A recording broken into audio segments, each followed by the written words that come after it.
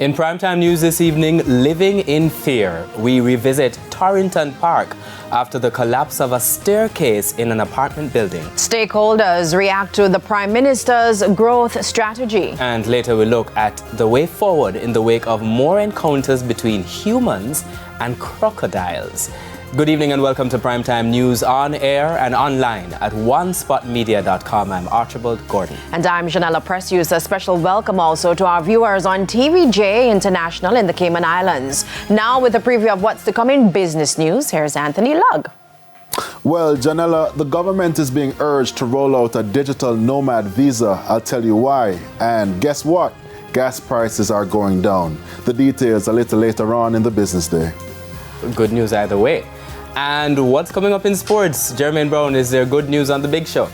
It didn't happen for our footballers earlier this week, so hopefully our senior cricketers can get the job done tomorrow when they face the Leeward Islands Hurricanes in the Super 50 semi-finals.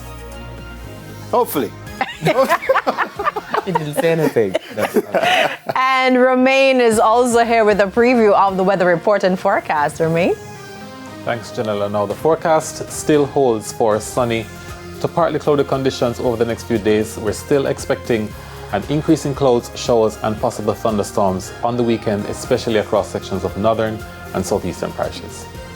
I like the weather. I love when it rains on the weekend. I'm going to be in my house. I'm looking forward to the Christmas breeze as well, though, Romain. You can hear more about the weather report and forecast later on in the newscast. There's also sports commentary as well as E-Prime. But before the break, the feedback question. And this evening, we are asking what more can be done to improve public awareness about crocodiles?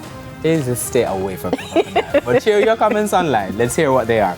Facebook.com/Television Jamaica and post on X at TVJ News Center. See crocodile go in the other direction. Anyway, stay with us. Primetime News returns after this break.